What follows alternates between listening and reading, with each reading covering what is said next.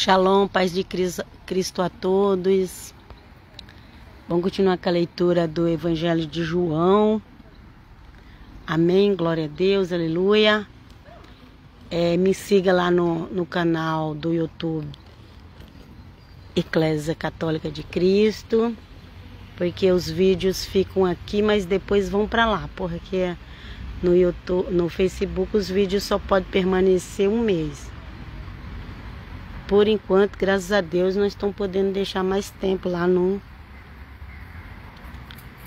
os vídeos no YouTube, ok? Então vamos lá.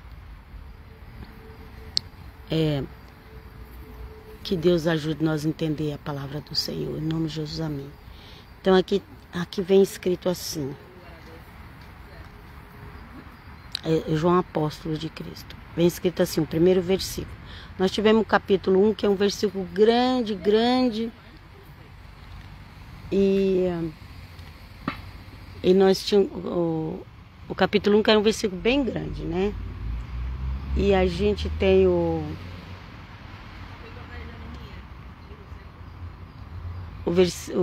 capítulo 2, que é pequeno, dá pra fazer de uma vez, que bom. Mas vamos lá, para a glória de Deus. Então eu tô aqui numa praça, às vezes passa gente, às vezes tem que virar no celular. Mas vamos lá. E ao terceiro dia fizeram umas bodas em Caná da Galileia. E estavam ali a mãe de Jesus.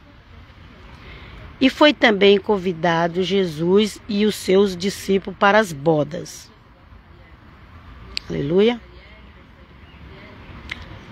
Aqui é que eles falam que é o primeiro milagre em público de Cristo, né? Em público, gente.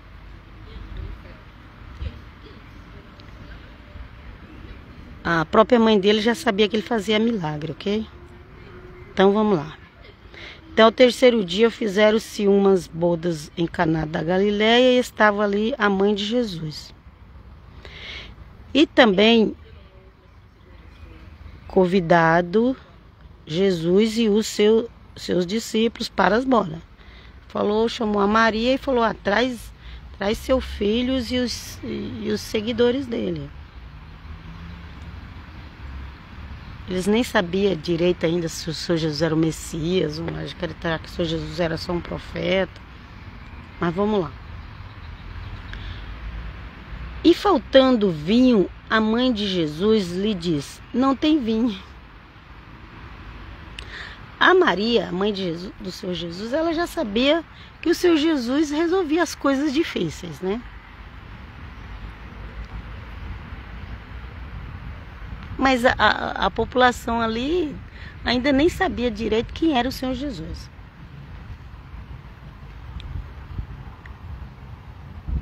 E disse-lhe Jesus: mulher, ou seria dona, né? Dona. Meus filhos às vezes me chamam de dona. Dona Helena. É como se fosse dona.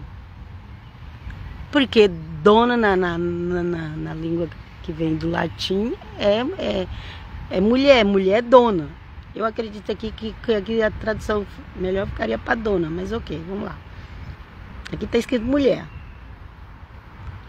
Mas vamos supor que seja dona, porque dona também é mulher. Ok? Mas é uma forma mais séria de falar sobre a mulher, quando fala dona. Então, dona, que tenho eu contigo? Ainda não é chegada a minha hora. Ok? Ok.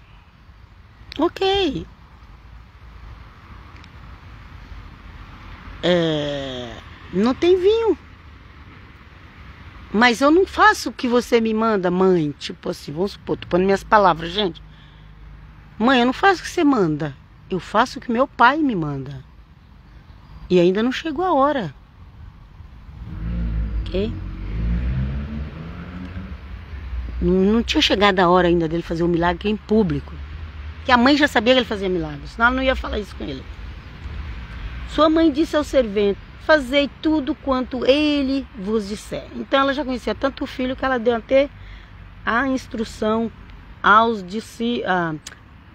serventes, aos garçons da festa, ok?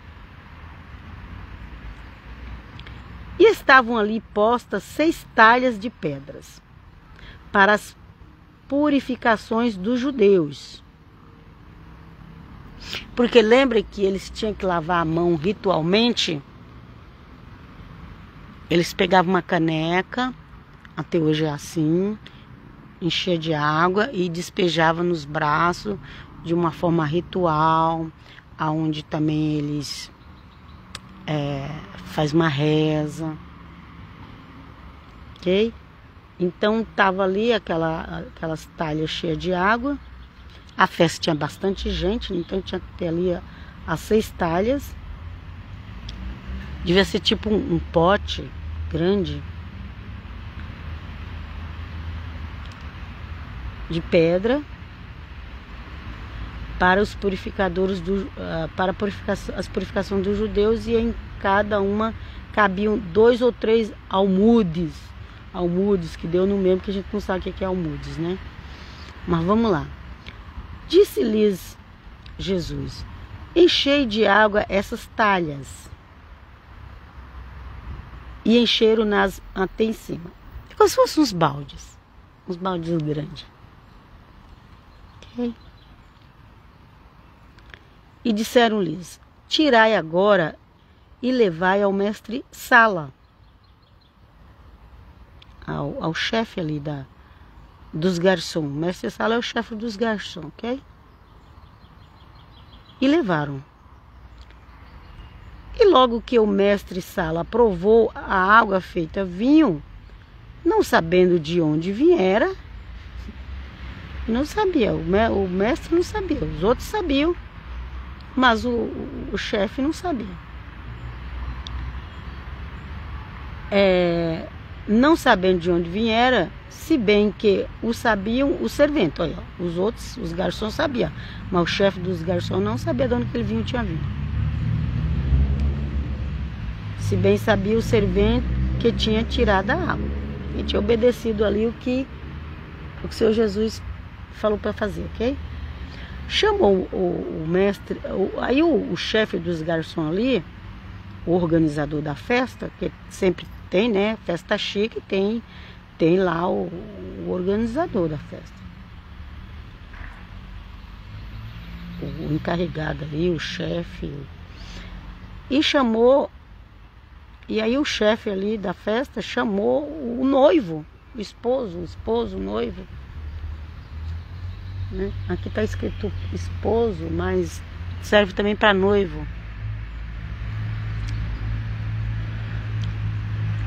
E disse-lhe: todo homem põe primeiro o vinho bom, e quando já tem bebido bem, então o inferior. Mas tu guardastes até agora o bom vinho. Então o que acontece? O vinho inferior ele é mais barato. Então o que eles faziam? Eles compravam uma quantidade, sei lá, não tinha refrigerante, nem suco. Era esse vinho. As festas duravam bastante, não era um dia só as festas duravam bastante. Então eles compravam lá tantas caixas de vinho bom, do mais caro, e tantas caixas do vinho que era inferior, que custava mais barato. E aí, quando todo mundo já estava com a cara cheia de vinho, agora desse que é mais barato aí, né? Só ia beber quem realmente gostava de beber muito mesmo, que os outros que já estavam satisfeitos nem bebiam mais. Mas aí quando chegou com o restante do vinho, que todo mundo já imaginava, todo mundo já sabia, muitas pessoas falaram: nem vou beber esse vinho aí, né, que é ruim. Mas aí alguém experimentou o vinho ali e falou: nossa, o que aconteceu? Que esse vinho agora está melhor do que aquele primeiro. O primeiro vinho que eles tomaram já era do vinho bom. E o vinho inferior eles deixavam por último. Só que agora foi o contrário. O vinho inferior estava melhor do que o primeiro. Aleluia. Glória a Deus. E foi lá e falou para ele: ué, você guardou o vinho melhor por último? Que não era, isso não era um hábito.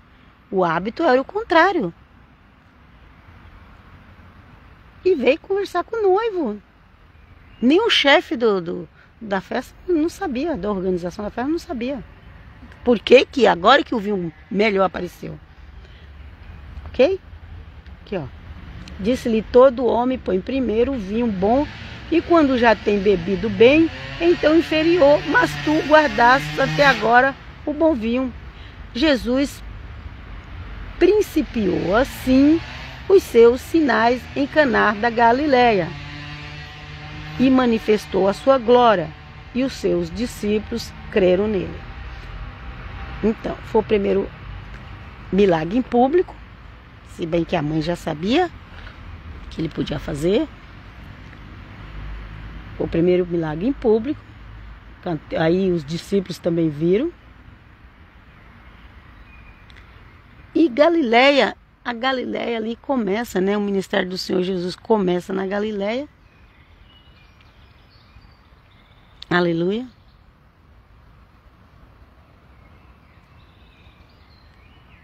E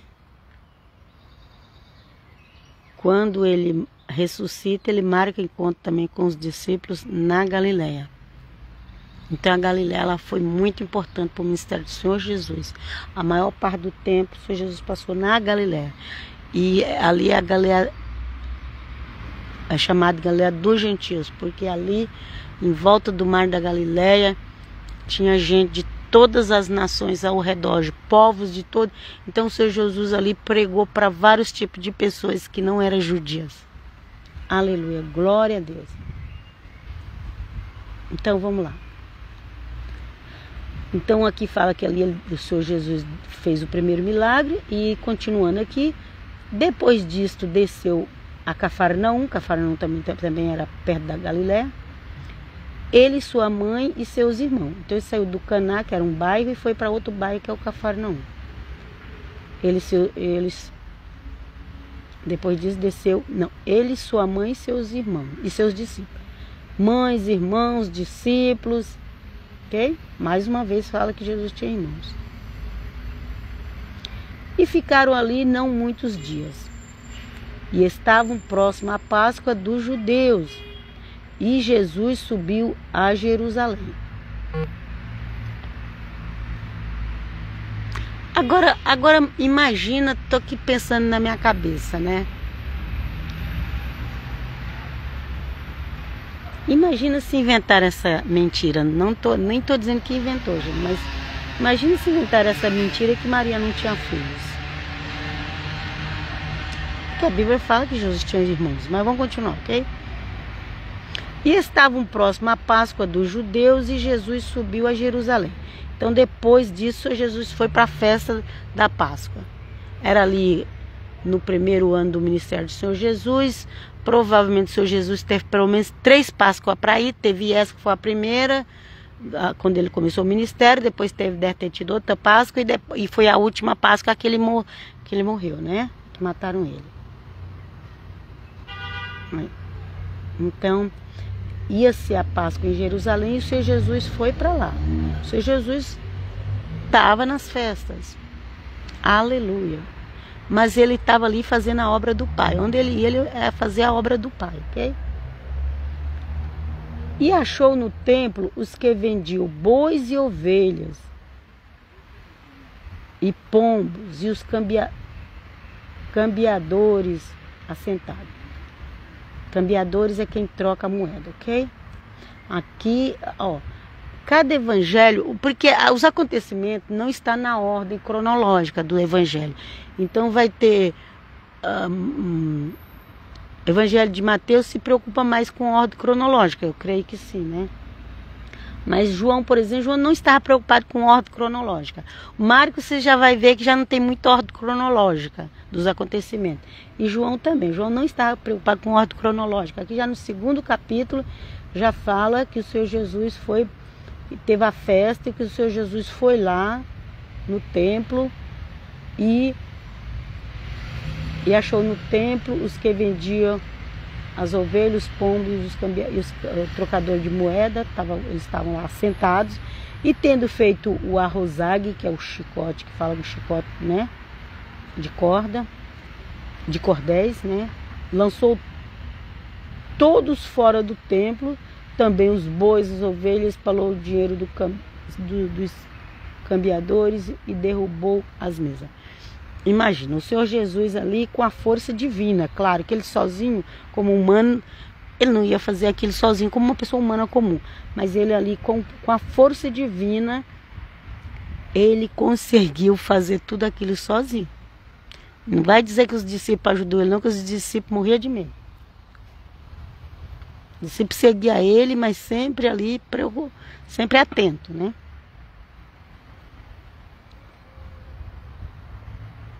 Então, aqui fala que foi o Senhor Jesus sozinho. E ele, se ele soltar todos os animais, derrubar as mesas, enfrentar todo aquele povo, ele estava no poder da força divina. Naquele momento. Ele continuava. O Senhor Jesus é homem e é Deus. Ele já era Deus, já existia. E ele veio e nasceu no corpo humano. No ventre de Maria. Deus seja louvado. Aleluia. Ali no ventre de Maria foi formado um corpo humano, aonde o espírito dele, que já existia, onde aquele corpo recebeu o espírito dele, de Cristo, mas que já existia. E disse aos que vendiam pombos: tirai daqui estes, e não façais da casa de meu pai casa de venda. E os seus discípulos lembraram-se o que está escrito: o zelo da casa me devorará. Então já tinha esse versículo escrito lá nos profetas, ou no Salmo ou nos profetas, mas sempre que as coisas que o Senhor Jesus fazia, todas elas já estavam ou nos Salmos ou nos profetas escritos, ok? Ou, porque Moisés também é um profeta, ou estava nos livros de Moisés, ou estava nos outros profetas, ou estava no Salmo. Responderam, pois, os judeus e disseram-lhe: que sinal nos mostra para fazer isto? Vê que eles ficaram com medo. Para eles fazerem só essa pergunta, que sinal? Eles não estavam entendendo como é que um homem sozinho tinha feito tudo aquilo. Então eles queriam que o Senhor Jesus desse um sinal do céu para explicar aquilo, né? Respondeu, pois, os judeus, disseram-lhe: que sinal nos mostra para fazer isto? Eles queriam entender, porque eles não estavam entendendo. O Senhor Jesus respondeu e disse-lhes: derribai este templo, e em 3 dias o levantarei. Então aqui era a grande discussão que tem, né? O Senhor Jesus falou, eles pediam um sinal. O Senhor Jesus já tinha falado que o único sinal que ia dar para eles era de Jonas, que Jonas ficou 3 dias no ventre do peixe, né? Simbolizando ali os 3 dias da sepultura do Senhor Jesus. E o Senhor Jesus falou: olha, o único sinal que eu vou dar para vocês é esse. Vocês vão destruir esse templo e em 3 dias eu vou reconstruir. Que tá falando dele mesmo, ok?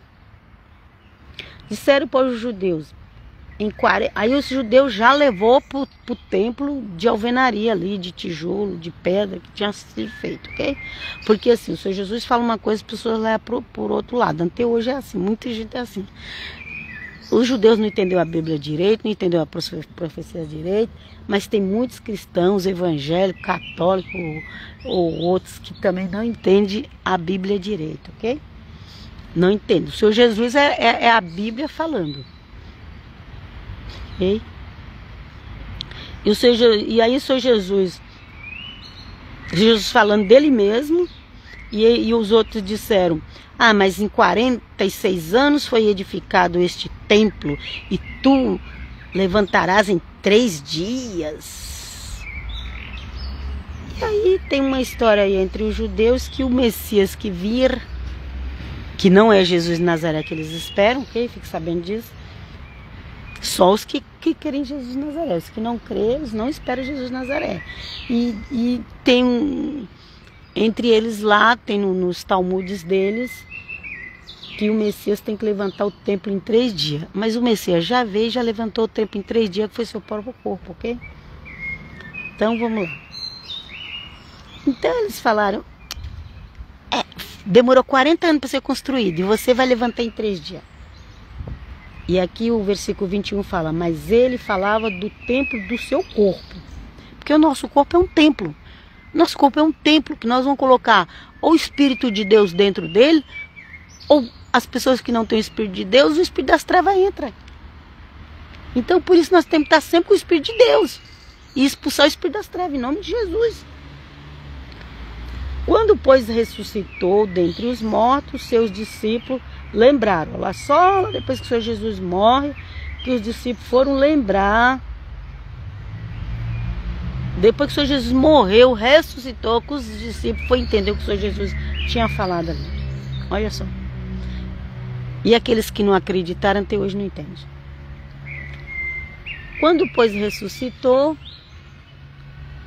dentre os mortos, seus discípulos lembraram-se de que eles dissera isto e creram na Escritura e na palavra que Jesus tinha dito. E estando ele em Jerusalém, pela Páscoa, durante a festa, muitos vendo os sinais que ele fazia, creram no seu nome. Amém, aleluia, glória a Deus. A gente não sabe que Páscoa foi essa. Eu creio que não foi a última, com certeza não foi a última Páscoa, porque a última Páscoa o Senhor Jesus já estava morto. Ele morreu, mataram ele um dia antes da última Páscoa dele aqui na terra. Então é isso. Ok? E estando em Jerusalém pela Páscoa, durante a festa, muitos vendo os sinais que faziam crer no seu nome. Mas o mesmo Jesus não confiava neles, porque a todos conheciam.